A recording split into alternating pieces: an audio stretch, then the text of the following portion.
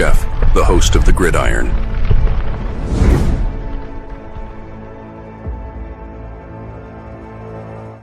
All right. Welcome to the Gridiron, baby. If you can give this video a thumbs up or maybe share this video, that would be absolutely freaking awesome. If you subscribe to my channel, thank you. If not, please go down below, hit the subscribe button, hit that bell icon. That way next time I go live or if I put a video out, you'll be notified. And it's free of charge. It's totally free of charge. But if you are subscribed to my channel, thank you. If you want to help support my channel, the top link in the description box, very top links, takes you to my membership page. I've got 3 different membership levels. Each one has their own little perks to them. So if you want to help support my channel, it would mean so much to me. I thank you in advance. Thank you. And then also, just underneath the membership link, takes you to my Facebook group. It's called the New York Giants of Gridiron. It's my Facebook group. We have over 9,400 members in the group. It's doing simply marvelous, might I add. Basically, if I'm alive and breathing, and if I got internet access, I'm putting stuff in that group down there 365. It's called the New York Giants of Gridiron. It's my Facebook group. Please join it. You will not be dissatisfied. I promise. All right. Wow. It didn't take Daniel Jones too long to find a team. It was, I mean, everybody was saying, and from the articles I was reading and all this stuff, and it makes a lot of sense. I'm going to go over, I saw that there was a couple of, figures, but apparently, I guess from Shefty, right? Mr. Know-It-All, he came out with the latest figures. I'm going to go over that on what the Vikings are paying Daniel Jones. But, I mean, it got worked out pretty well. The articles I was reading, and it made a lot of sense to me, is that he's going to go on their practice squad, right? I mean, you figure they can elevate him 3 times, right? And basically he's just a practice squad member. They elevate him the 4th time. Now he's part of their team. He has to pick up pretty much like, I guess, whatever his salary is that the Giants would owe him, I guess, at the time that they would pick him up.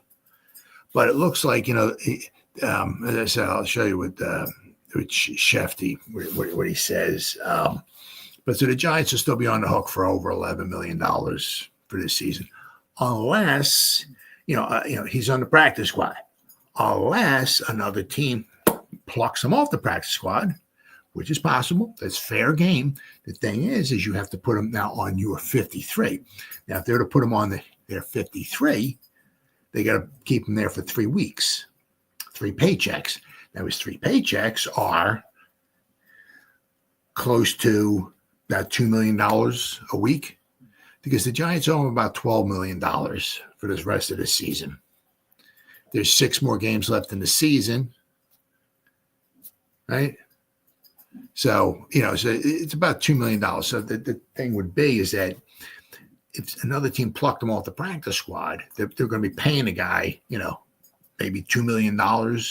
I'm not exactly sure what the figures are, but they're going to start paying his salary because he's on their 53. So, he's going to be basically just holding the freaking clipboard to be on their 53, and they're paying him $2 million kind of because he just gets there. You don't know that, he's never thrown a pass to any of the receivers. He don't know the offense or nothing, and he's on their 53, and he just holding the clipboard. So that would be a little expensive, but I mean that's always a possibility too. Not likely, but it is a possibility. But what the Vikings might wind up doing is you got, maybe to have him on the practice squad for maybe 3 or 4 weeks. And if need be, the last 3 weeks of the season, they can bring him up 3 times and he's still a practice squad member, right? And he's still on the cheap, right? Now, if I can file, here we go.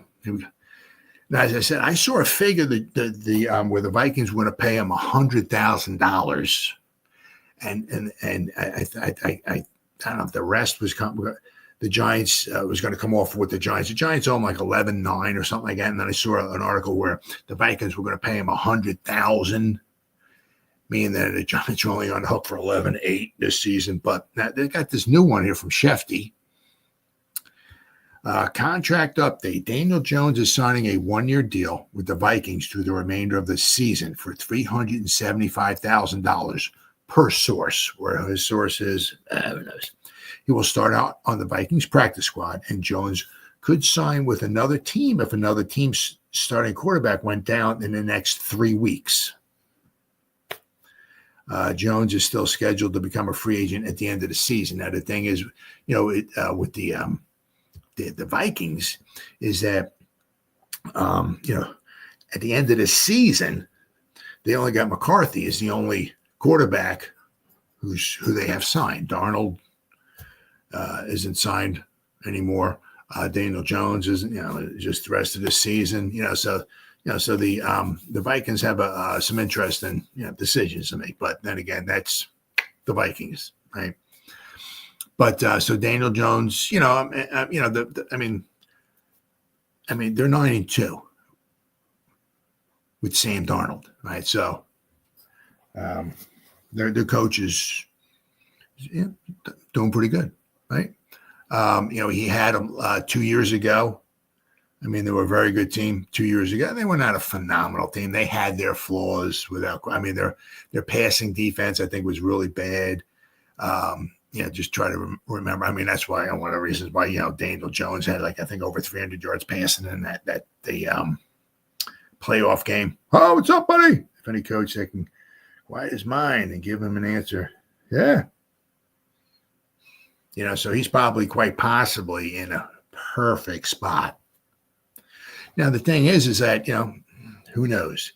At the end of the season, if Daniel Jones might want to go there and stay there. Now, I don't know what they would wind up paying him. He ain't getting no $40 million, but he could be a bridge quarterback. Maybe, if he's, to help out McCarthy. Who knows? But he's going to have to definitely get over, fix some of those hiccups that Daniel Jones has been having.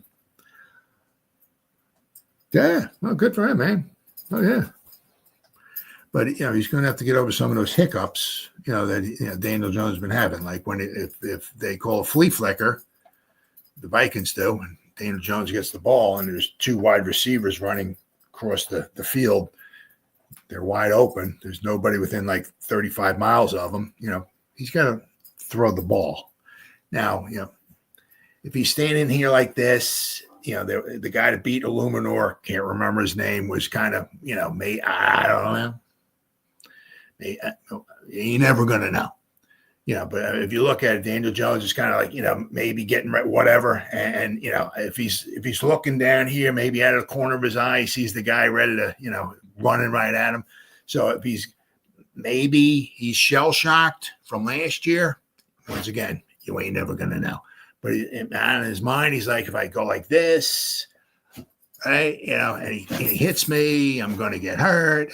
So maybe it's like, oh, let me just protect myself from,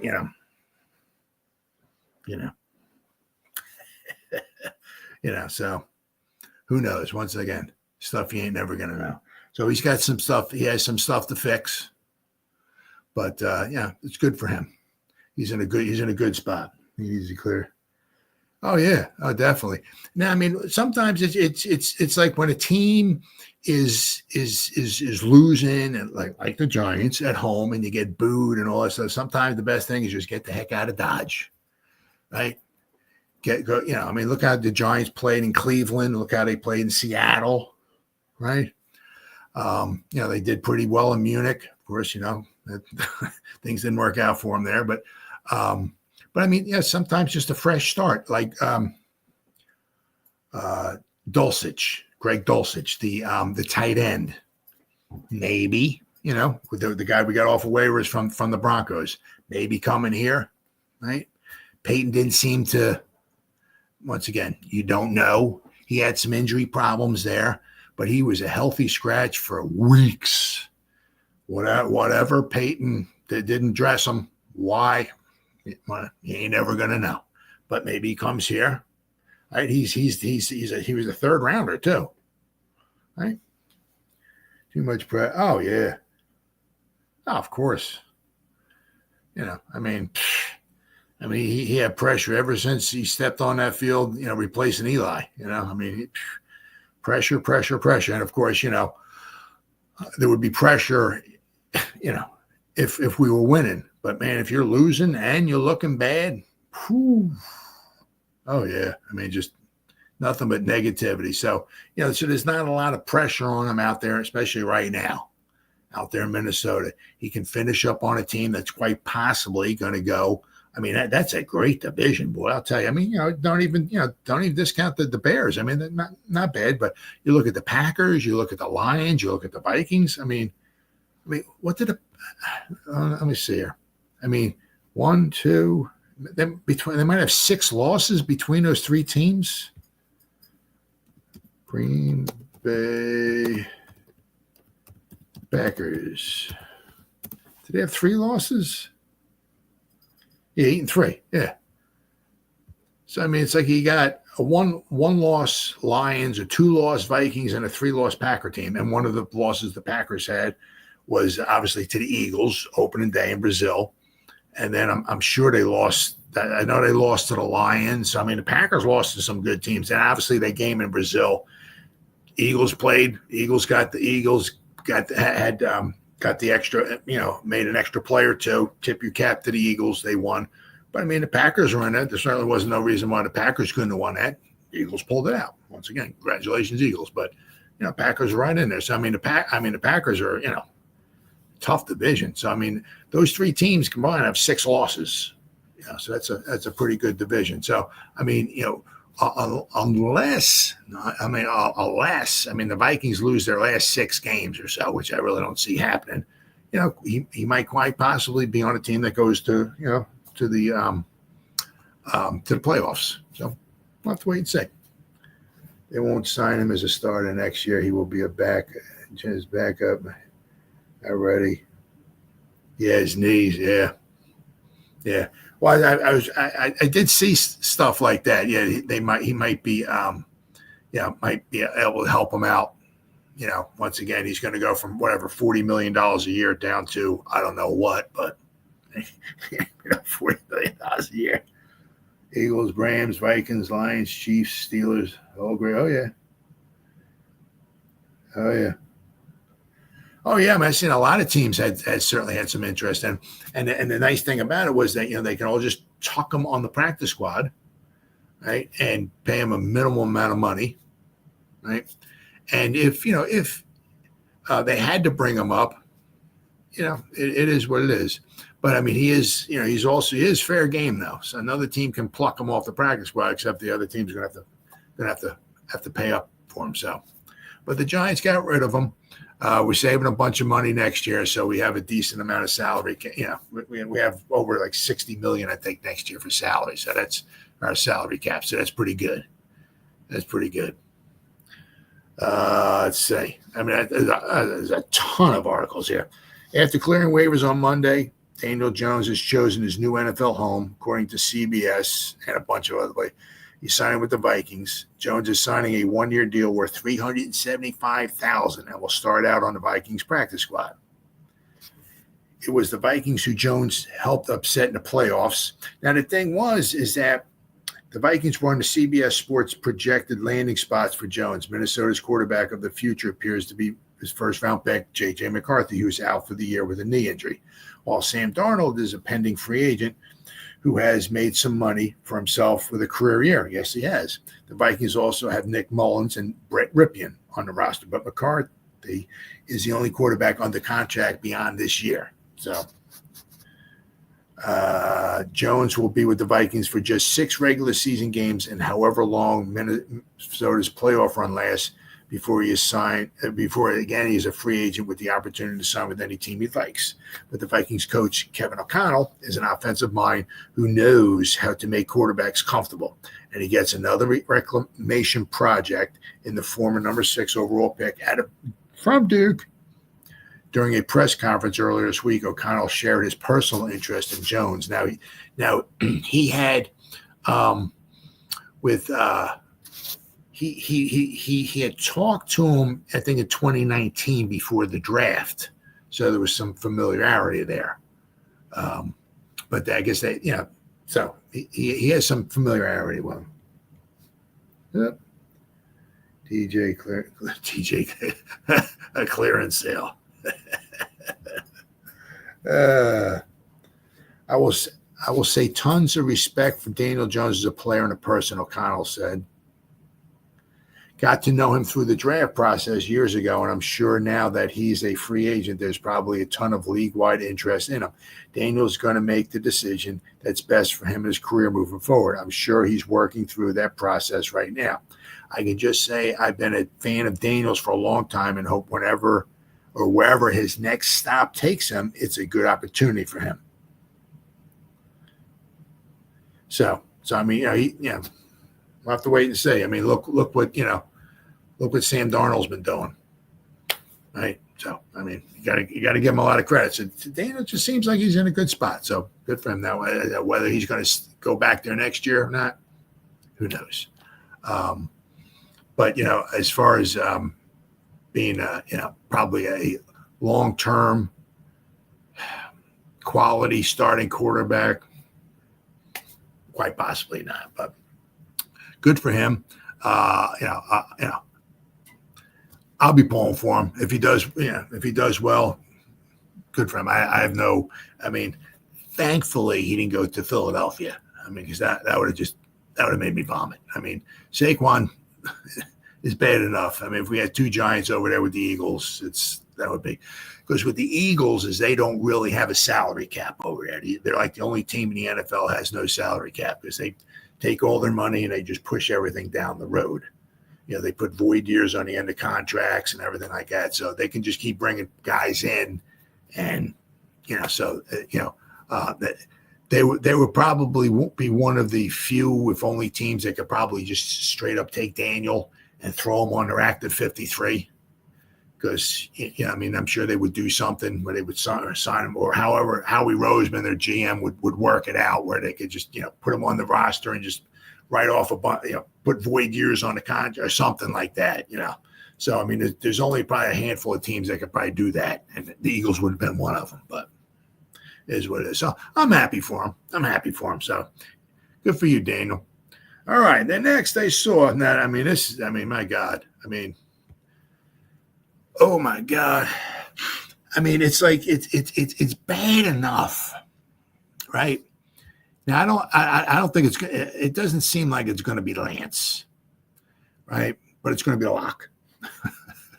Now it's bad enough, like on Thanksgiving. I like back. A lot of times. Well, I'll tell you, a lot of times. Let me tell you one more time.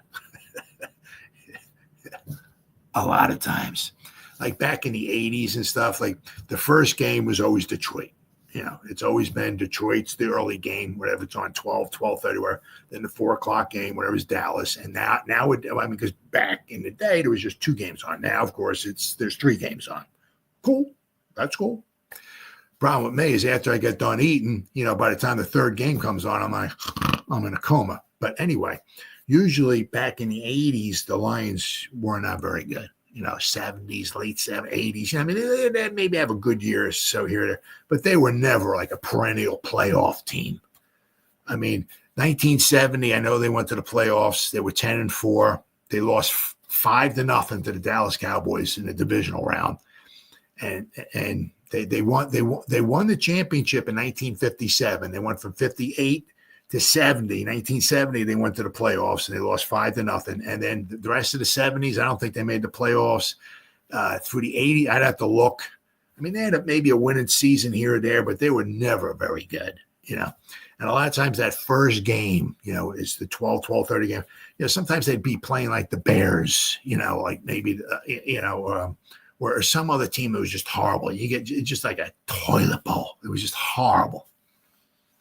We need a quarterback, real linebackers, big backs. I mean, that's about all. Oh, now we're in good shape, huh? This is the most embarrassing year for the Giants. Can Locke make the game end of the day? I don't know. I mean, as I said, the thing is that But now you got this game, and usually it's Dallas, right? I mean, usually Dallas is usually somewhat good. But I mean, it's like, you got two. I mean, the Cowboys haven't won at home yet this year. Neither are the Giants. And when the Cowboys, they're getting blown out. At least the Giants were in a couple of the games that not all, but they were in a couple. The Cowboys got blown out. The only one they were close in was the Ravens game. I talked about this like with my video last night or the night before, whatever it was. But the Ravens were up 28-6. 6? I think it was 6. And going into the fourth quarter, and the Cowboys scored 3 touchdowns in the fourth quarter to make it 28-25. Other than that, I mean, all the other games they got blown out in. I mean, it's horrible. But it's like now you got 2 bad teams, right? One team hasn't won at home yet, and now the Giants got their 3rd string quarterback in there, right? If you want to look at it like that. And then now Cooper Rush is probably going to go, but he's got a little injury issue. Right. So could you imagine if he gets dinged up or something and he has to come out and we got 3rd string Drew Lock going up against 3rd string. Oh, my God. What a freaking toilet bowl. They just won again. No, at home. At home. They won in Washington. They're against the Commanders. They haven't won a game yet at home. Let's see what. Let's pop this up here.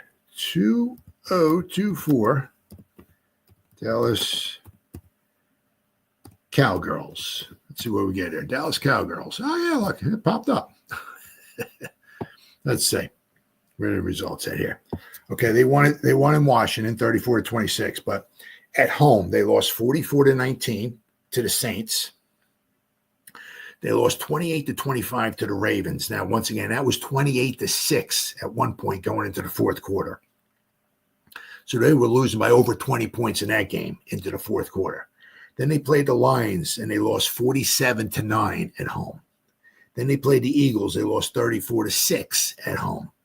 Then they lost to the Houston Texans 34-10 at home. So, so I mean, let's see, 1, 2, yeah. So basically, with the Cowboys, hold on there. 1, 2, 3, 4, 5, 6, 7, 8, 9, 10, 11. So they have, let's see, all their wins are on the road. They beat the Steelers on the road. They beat the Giants on the road. They beat the Browns on the road, and they beat the Commanders on the road. Then they have 2 losses on the road.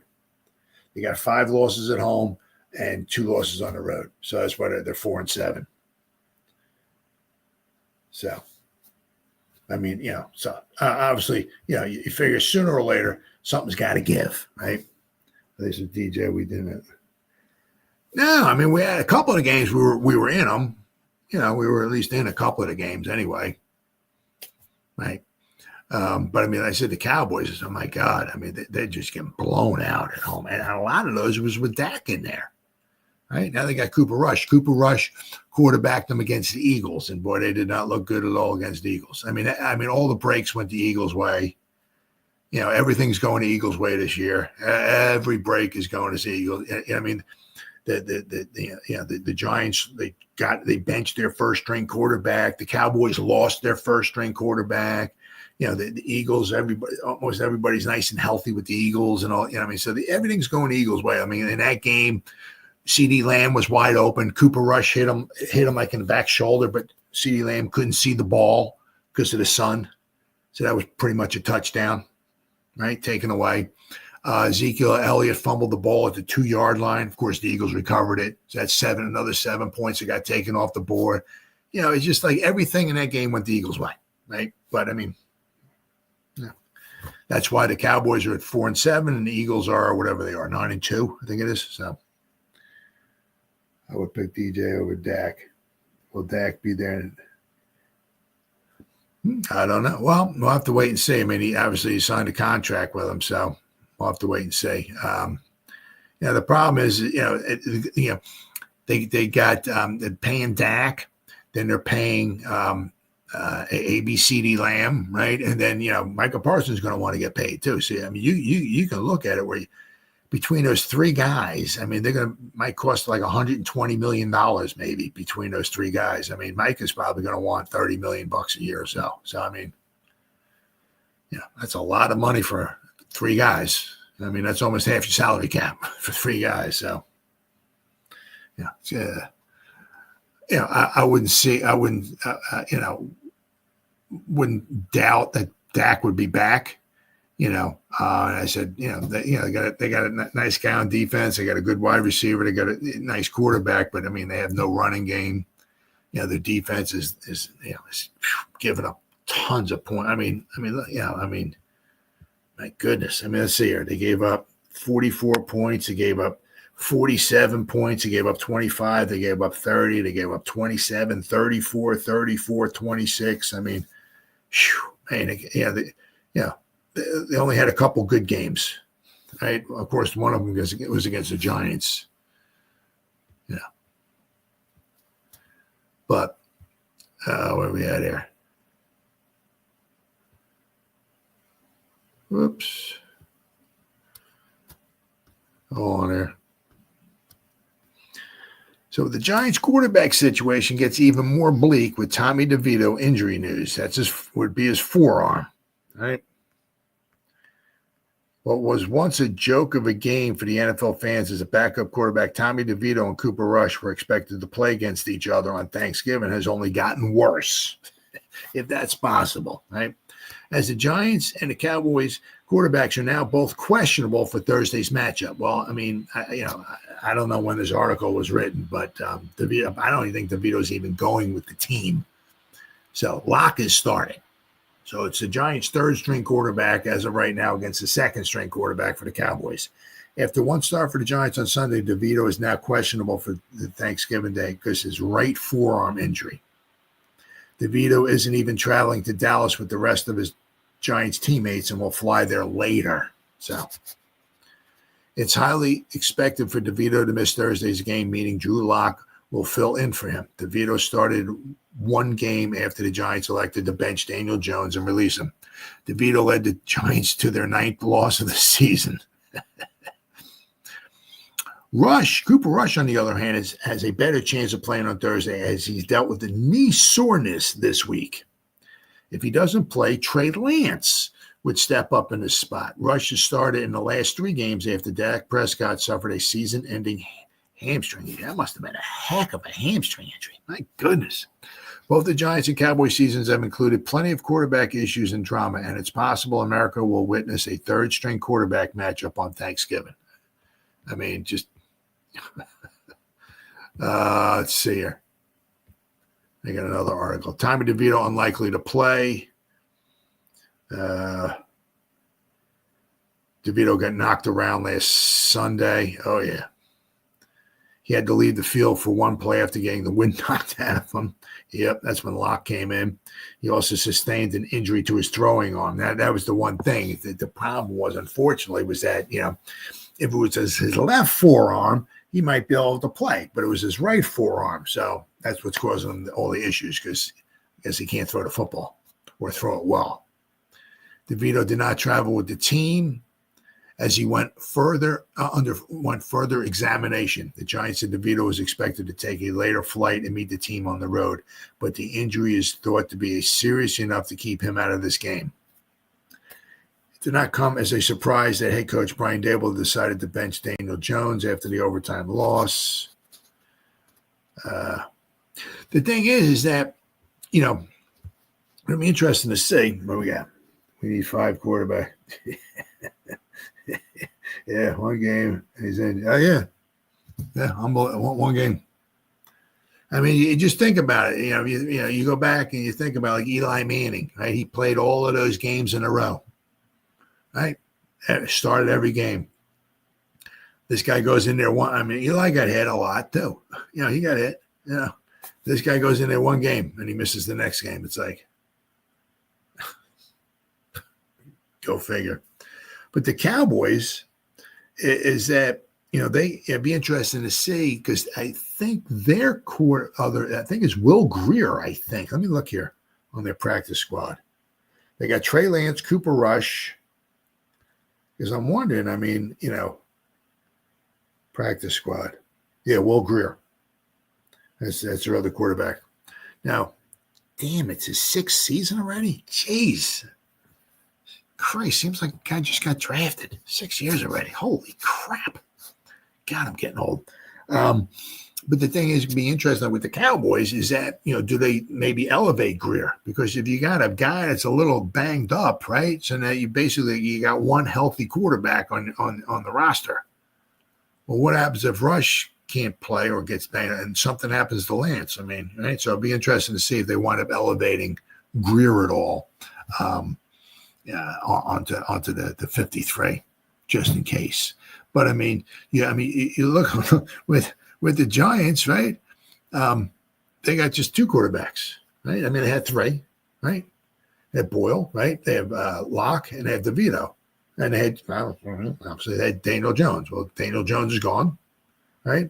DeVito can't go, right? Be interesting to see if DeVito is on.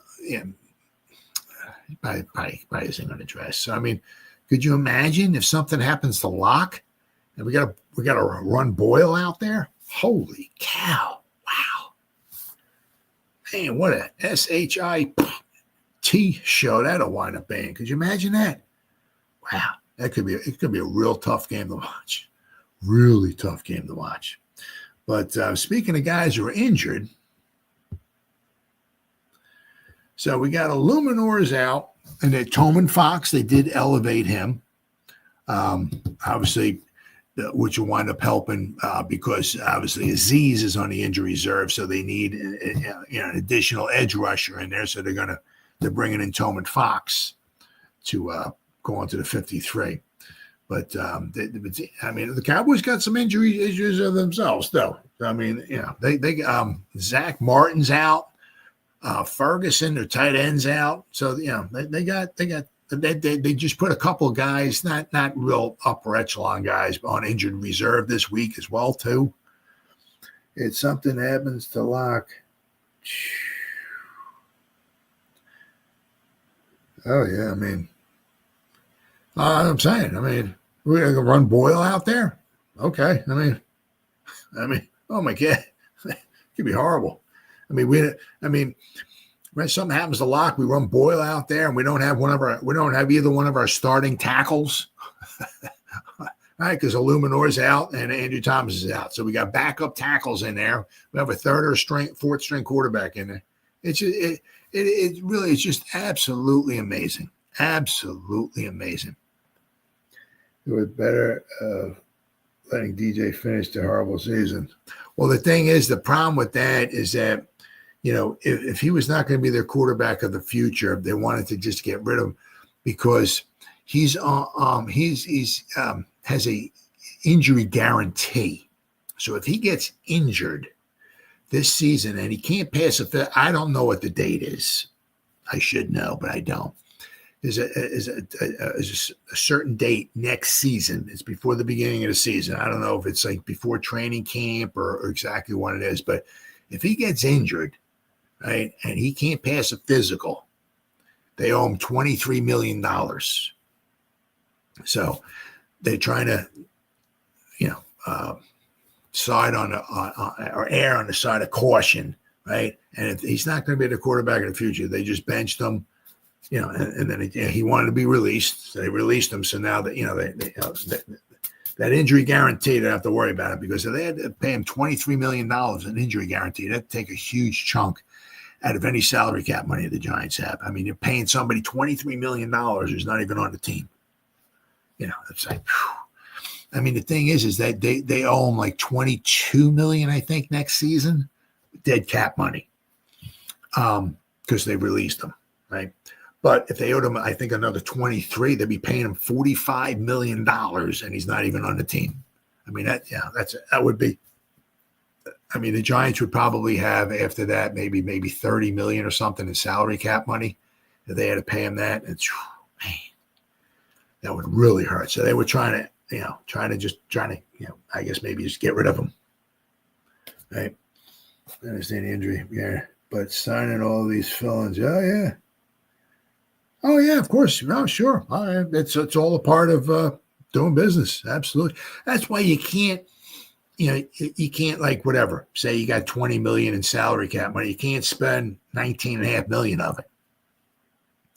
Because you got these guys like Toman Fox, you're elevating him. Like if you elevate him so many times, then he has to go on. Then you got to start paying him, salary. It's you're bringing these guys in, and it costs money. It's all just, it's part of operating a football team. You know what I mean? So that's why you don't want to spend all that money. If you have, as I said, if you have 20 million in salary cap, we can spend 19.5 million of it. I mean, you really be hurting yourself. So it's just all part of doing business. If something happens to Locke, or say something happens to DeVito, and I don't know, whatever. Say something, they find a broken bone in there or something, and he's going to be out maybe the rest of the season, right? Because you break a bone, you're gone for the rest of the season because we're heading toward the end of the season. The Giants have to bring another quarterback in. Once again, it's all part of doing business. It is what it is, but it's a shame. But let's see, where are we at here?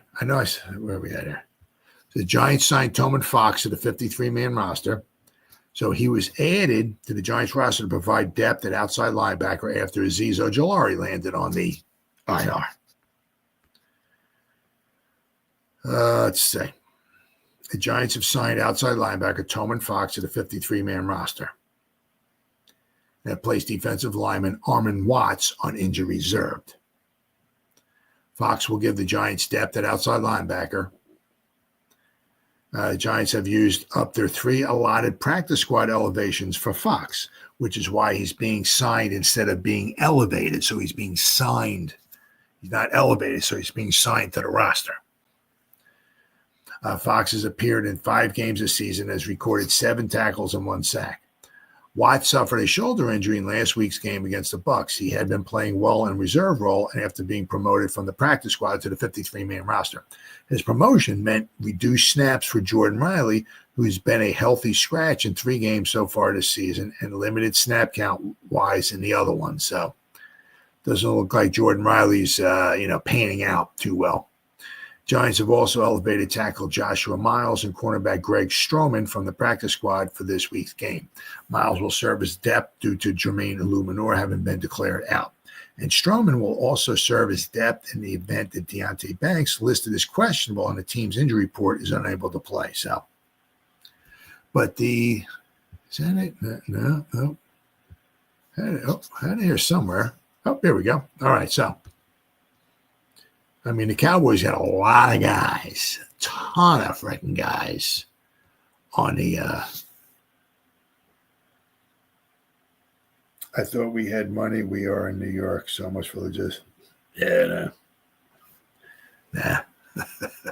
No, we have a few million this season, left, but we don't have a ton of money left. And plus also it's like, you can always find money. You can always restructure contracts or, there's always ways of getting guys here or signing guys or making more money or whatever. But, I mean, the season's over with. It's just, we're just here just playing out the rest of the season,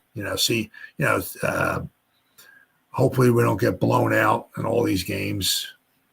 But, they said the Giants with Jermaine Illuminor, he's out. Evan Neal with his hip. He was limited participation in practice, but his game time status, he doesn't have one, so it doesn't say he's questionable. So it looks like Evan Neal will be playing. Azeez Ojulari is placed on the injury reserve, so his season's over. Armon Watts, he got on the injury reserves. His season's over. Deonte Banks is questionable with a rib. DJ Davidson with a shoulder. Looks like he's good to go. Theo Johnson with his back. He's good to go. Dexter Lawrence with a knee. He's good to go. Micah McFadden has a thumb and a heel. He's good to go. Tyler Nubin with his back. He's good to go. And Tommy DeVito with his right forearm is questionable and really kind of looks like right now like he's really doubtful to be playing. So looks like Drew Lock is going to be the man in there, and it doesn't look like DeVito will probably even be suiting up for this game. But the Cowboys, they have a bunch of guys listed here. but a lot of them are playing. They got Deron Bland, their cornerback with a foot. Looks like he's good to go. Brandon Cooks, he's got a knee. Their wide receiver, he's good to go. Trevon Diggs, their cornerback, he's questionable. He has a groin and a knee. Chuma Idoga, looks like their tackle. He has a issue with a toe, but looks like he's good to go. Jake Ferguson with a concussion, their tight end, he's out. Tyler Guyton, the tackle, he has a shoulder, but he looks like he's good to go. Eric Kendricks, their linebacker, is questionable. He has a groin and a shoulder. Marshawn Nealand, the defensive end, he's doubtful with a knee. ABCD Lamb, he's good to go. He has his back and a foot issue. Jordan Lewis, a cornerback, he has a neck issue, but he's good to go. Hunter Lupke, fullback, he has a calf issue, but it looks like he's good to go. Zach Martin, the future Hall of Fame guard, he's out. He has an ankle and a shoulder. He's out. Asim Richards, a tackle, he's out. They placed him on injury reserve. He has an ankle. Cooper Rush with a knee. He doesn't have a game time status, so it looks like he's going to be good to go. But I mean, he's got a knee. Something happens, he takes a sack, he twists the knee the wrong way or whatever. Now we got an issue. Now we got Trey Lance coming in there, right? Tyler Smith, the guard, he has an ankle and a knee, but looks like he's good to go. Nick Vigil, their linebacker, is questionable. He has a foot. And Kalen Carson, their cornerback, they just placed him on injury reserve. He has a shoulder issue. So, so a lot of guys listed, but for the Giants got a couple guys are out, right? And but I mean, a couple big guys, Zach Martin and Ferguson, two big guys for the Cowboys. So, right? So, so I'll have to say, but two bad teams, badly banged up, backup quarterbacks. Should be a classic game. The interesting thing is my son's coming over here for Thanksgiving. He's a Cowboy fan, so I'm a Giant fan. So it's pretty good because especially this year we both stink. So when he didn't make fun of me when the Cowboys won the other time, because both teams aren't very good. So and actually, I'm of course I'm pulling for a win. I'd like to see the Giants win on Thanksgiving. I'd like to see them beat the Cowboys. That would be fantastic. But if the Giants were to lose, part of me would be happy. Because you win one game and the Giants go from first or second in the draft order to up to what, 6, 7, 8 or something like whatever, So this game is probably pretty much a no-loss situation. If the Giants win, okay, we beat the Cowboys, right? Thanksgiving, yada, yada, yada, all that stuff and everything. So it's good. But if we lose, we still keep our draft position. So that's good. And, Shane and Brandon Brown and Jesse Armstead, they all went out to Colorado to see Papa Prime and his son. So they're getting an up-depth and close personal look with Shedeur Sanders. So now, I don't know if they're going to go out to Alabama and look at Jalen Milroe. I don't know if they're going to look at Ward. They're going to go down to the U and look at Ward. Maybe quite possibly if they're looking at Sanders, I'm sure I'd be shocked if they didn't go down and look at the other quarterbacks as well. But kind of interesting because I don't remember last year Shane just like in the middle of the week popping up at LSU, talking to Brian Kelly, right? And Jaden Daniels is there throwing passes and stuff. I don't remember that. I remember Shane going to the games and watching them, but just popping up in the middle of the week and checking out at a practice in the middle of the week, right, to see one of the quarterbacks. I mean, he's also probably looking at Hunter as well, too. But, more quite possibly it's Hunter, but it's also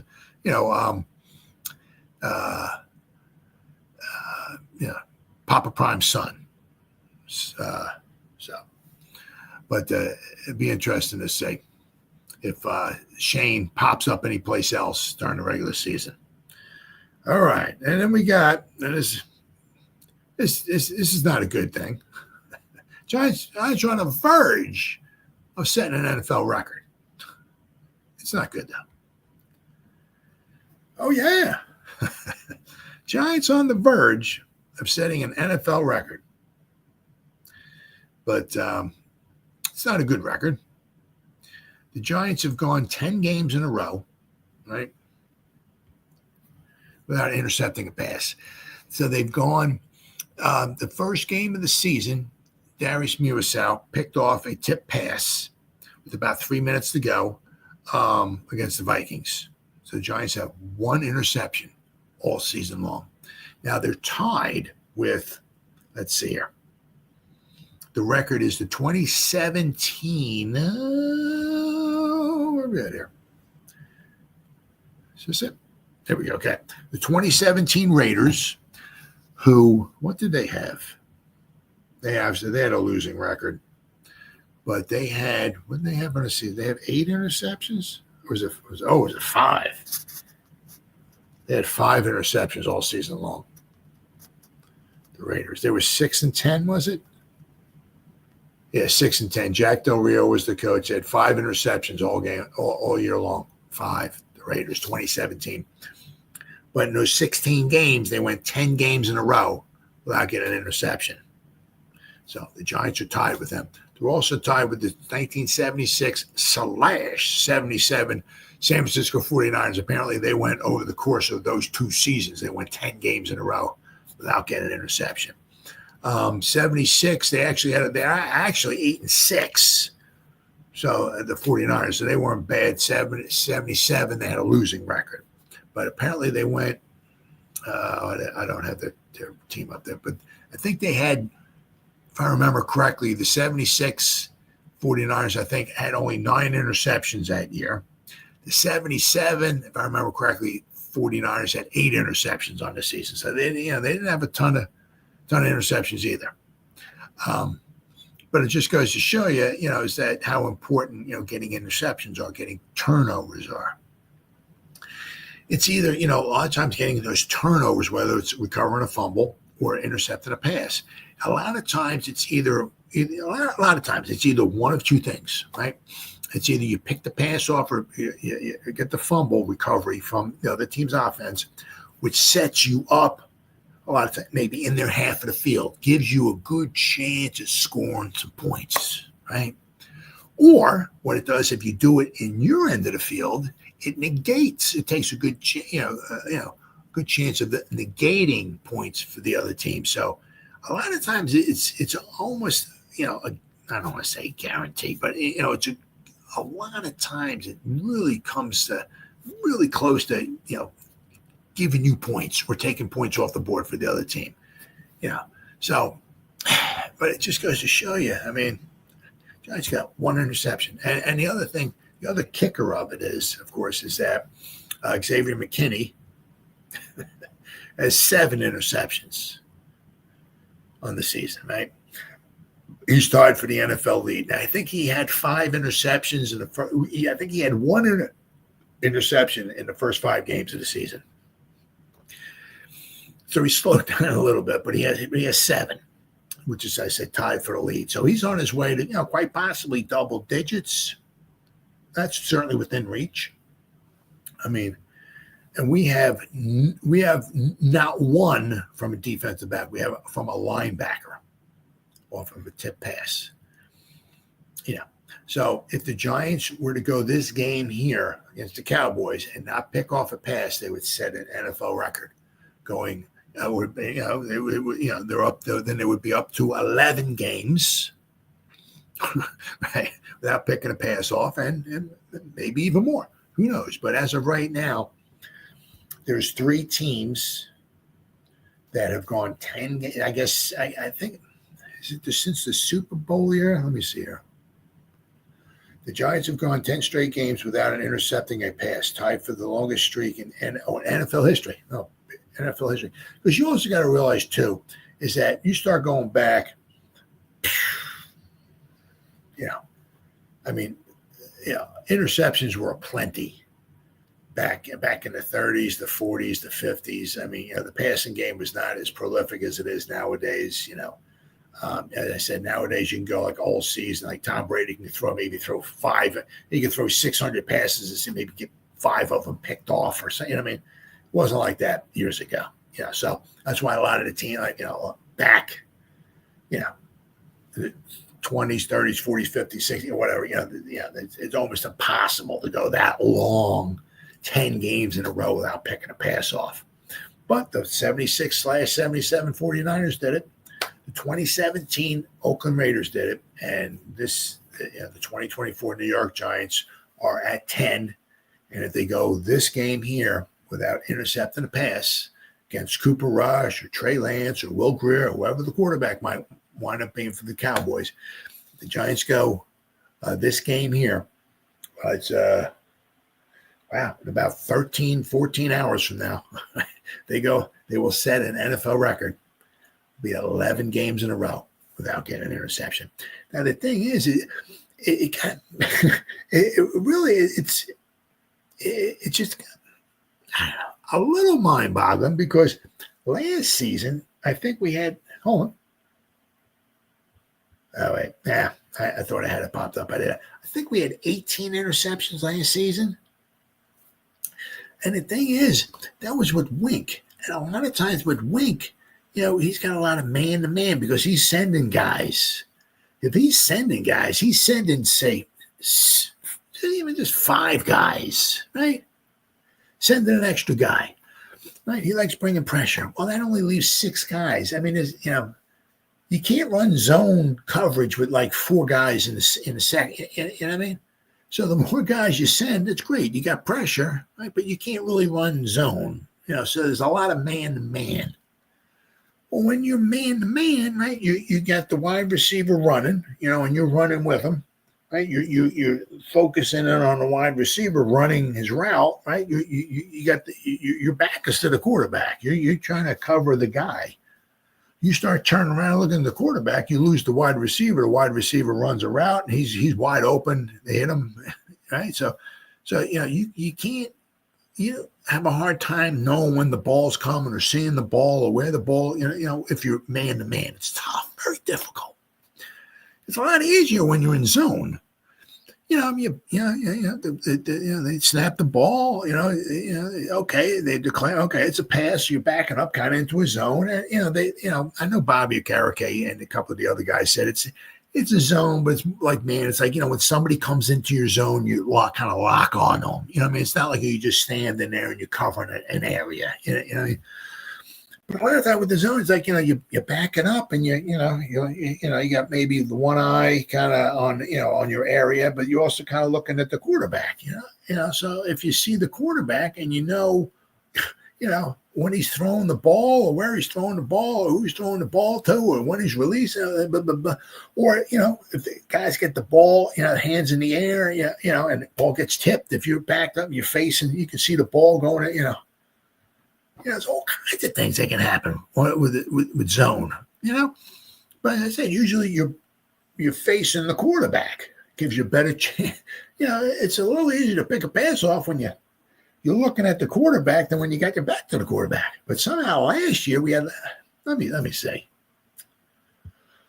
2023, 2023, New York Giants. I think it was 18. I mean, we did a very good job last year as far as getting turnovers. I mean, we weren't, points again. We gave up 24 points a game, which was not very good. But, okay, interceptions. Yeah, I mean, what do we have? We had 18 interceptions. I mean, let's see. Darnay Holmes had 2. Dane Belton had 2. Nick McLeod had 1. Isaiah Simmons had 1. Cordell Flott had 1. Micah McFadden had 1. Adoree Jackson had 1. Deonte Banks had 2. Jason Pinnock had 2. Remember, he ran that one back, 102 yards against the Dolphins for our only touchdown of the game. Bobby Okereke had 2. Xavier McKinney had 3. So we had a ton of guys last year. How many? What? 1, 2, 3, 4, 5, 6, 7, 8, 9, 10. I guess 10. Right, 10, 11. My bad. We had 11 different guys last year pick passes off. 11. This year we got 1, our linebacker, Darius Muasau. 1 guy. And I said that the thing is, kind of the kicker of it is that not 1 guy in the secondary has picked it. Not 1 cornerback, not 1 safety has picked the pass off all year long. We're week 11. Not one. I mean, just another one of the reasons why the Giants' record is 2-9, and we're going nowhere fast. I mean, a lot of it's got to do, with, sometimes there is some luck involved. But if you're looking at the 2024 New York Giants, the 2024 New York Giants have not had any good luck. They've had plenty of luck this year. It's just 99% of it's been bad. So. But leads me up to my final point here. Just talking about bad stuff. Here's some more. Here's another helping. Here's another Thanksgiving helping of bad for you. Now the picture there on the thumbnail shows Tom Coughlin and Eli Manning. That shows that was the coach. And that was the player. That was the quarterback. The last time the Giants won a Thursday game, this could be their 10th straight loss on Thursday. Goes back to 2016. They lost since 2016. They've lost 10 straight games on Thursday. I mean, just absolutely unbelievable. Unbelievable. Let me see. Hold on. Got this here. Hold on. Giants have lost 9 consecutive games played on a Thursday dating back to 2016. A loss to the Cowboys tomorrow will make them the first team in Super Bowl era to lose 10 straight Thursday games in the Super Bowl era. And then I have another thing I'm going to go over it too real fast. But so let me go over here. I said the last time the Giants won was 2015. Okay, they beat the Washington Redskins because they were the Redskins back then, right? They beat the Washington 2015, 32-21 at home, Thursday night, September 24th. So that was Coughlin's last year. Eli, what was Eli? What did Eli do here? Eli beat Kirk Cousins. Eli was 23 of 32, 279 yards and 2 touchdowns. He beat Kirk Cousins. Kirk Cousins is still around. Oh yeah, Kirk was 30 of 49 for 316 yards, but he had had a touchdown, but he had 2 interceptions. So I mean, it's been that long since the Giants. Just goes to show you. I mean, Tom Coughlin was the freaking coach. We've had McAdoo, we've had Shermer, we've had Judge, we got Dable. We've had 4 coaches, right? Since the Giants, we were on our 3rd GM, and we have 4 coaches since the last time we've won a Thursday game. Right, we had Reese, we had Gettleman, now we got Shane. We had 3 GMs and 4 different coaches since last time we won a game on Thursday. 2016 is when the streak started. We lost. Let's see, who did we lose to here? We lost to the Eagles 24-19. That started the streak. All right, so 2017. We lost to the Redskins 20-10.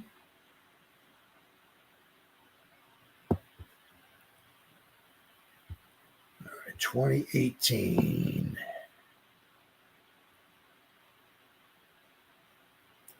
We lost to the Eagles 34-13. So now we're up to 3 games in a row. The 4th game we lost, 2019. Let's see. We lost to the Patriots 35-14. I remember that one. That was yeah. That was the 4th one. Yeah, we got blown out by the Patriots. Yep. Remember that was Daniel Jones was playing in that game. Yep. That's 4 in a row. 2020. All right, so we got Judge's first game on Thursday. We lost to the Eagles 22-21. So that's 5 in a row. All right, 2021. We are 6th in a row. We lost to the Washington football team 30-29, which we really didn't lose. So that's 6 in a row. 30. We really didn't lose that one, and why I'm going to say that is because the guy missed an extra point. Sorry. At the end of the game, the guy missed a field goal. They threw a flag because Sexy Dexy was offside. They moved the ball 5 yards closer. The guy had another chance at a field goal, and he made it. Dexter was not offside. It was a bad call. So we actually won that game. But anyway, it is what it is. But so we got 2022. We lost 2 times on Thursday. All right, we played the Cowboys. We lost to the Cowboys. We didn't play a Thursday night game? Oh, all right, we lost to the Cowboys. 28-20.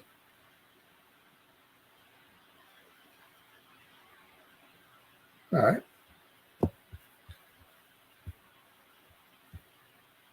Let's see.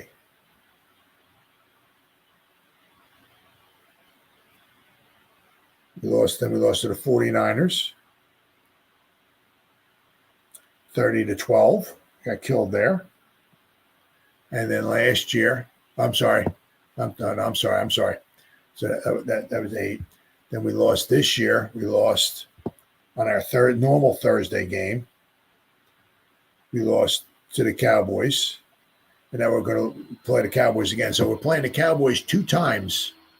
I don't know why, but we're playing the Cowboys 2. So we lost 9 times. So this season, our loss to the Cowboys on Thursday earlier this season marked our 9th straight game that we lost on Thursday. So if we will lose today, right, in about 12, 13, 14 hours from now, that'll be the 10th straight time that the New York Giants have lost on Thursday, right, which will be a first in the Super Bowl era.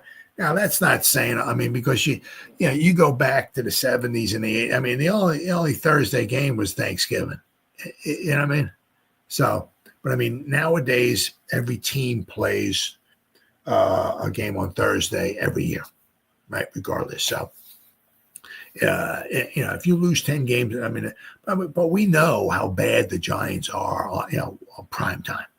Doesn't matter. Monday night, Sunday night, Thursday night. I mean, the Giants are absolutely ungodly horrible. It's an absolute freaking joke. But I said, if the Giants lose today, I guess the guy would be 10 times in a row on a Thursday. The Giants go on. Absolutely freaking unbelievable. Right? First time in the Super Bowl era. But not only that, okay, but there's more bad news. Hard to believe, huh? The Giants lose, right? Tomorrow, the Giants can be the first team in the NFL eliminated from playoff contention in Week 13. First team they would be the first team. If they lose to the Cowboys, they'll be eliminated from the playoffs. They'll be 2-10, right? There'll be 5 games left to go, and they'll be eliminated from the playoffs at 2-10. 5 games left to go. I mean, that's really bad. I mean, in this modern, NFL where, they have more playoff teams and stuff and all these scenarios and everything like that, you got 5 games left to go and you're eliminated from the playoff. I mean, my God, you So straight up trash. But there's three scenarios, three different scenarios that could happen that would cause the Giants to be eliminated from the playoffs. So the first one would be if the Giants would just straight out lose to the Cowboys. The Giants would be 2-10, eliminated from playoff contention. Not that even if they somehow won, or got in, that there would be any type of a threat to go all the way. But the other one would be if the Giants were to tie and Washington would win or tie, the Giants would be out. If the Giants win, but if Green Bay wins or ties and Washington wins, the Giants would be out. So there's three different scenarios that would happen. I don't know. It'd be rather difficult for the Giants to tie. It's rather difficult to get a tie in the modern NFL. Although this kind of a toilet bowl scenario here that we have, you might have a third string quarterback going up against a third string quarterback or something like that. Yeah, so points, well, maybe at a premium, they may not be. Who knows? But it is kind of difficult to get a tie in this modern NFL. So even if the Giants were to win, they can still get eliminated. I said, if Green Bay wins or ties, and if Washington wins, doesn't matter what the Giants do, the Giants would be eliminated. But as I said, the quickest and easiest and most painless or way or whatever for the Giants to get eliminated would be if the New York Football Giants lose to the Dallas Cowboys today on Thanksgiving. The Giants would be officially eliminated from the playoffs. So, they were eliminated a long time ago, but in my mind anyway. But they will be officially eliminated. And then we have, after this game here, then we have 5 games left in the season. Thank God. And then we just have looked to free agency and, it happens in March and then the draft in April. That's pretty much what it works its way down to. So, all right, guys. Well, hey, all you guys, man, thank you so much. It's great talking to you. Thank you so much for spending some time with me. Thank you for your comments. Thank you for help keeping me up. Because in South Jersey here, it's only 2:51 in the morning. So, comments, I love them. Thank you so much. Thank you for spending some time with me. Help keep me awake and all that stuff and everything. So, as always, whoever spent any time listening to me live, thank you. If anybody's going to spend any time watching a replay of this, once again, thank you so much from the bottom of my heart. It means the world to me. As always, you guys stay safe out there and go Giants. Woo! Oh, yeah.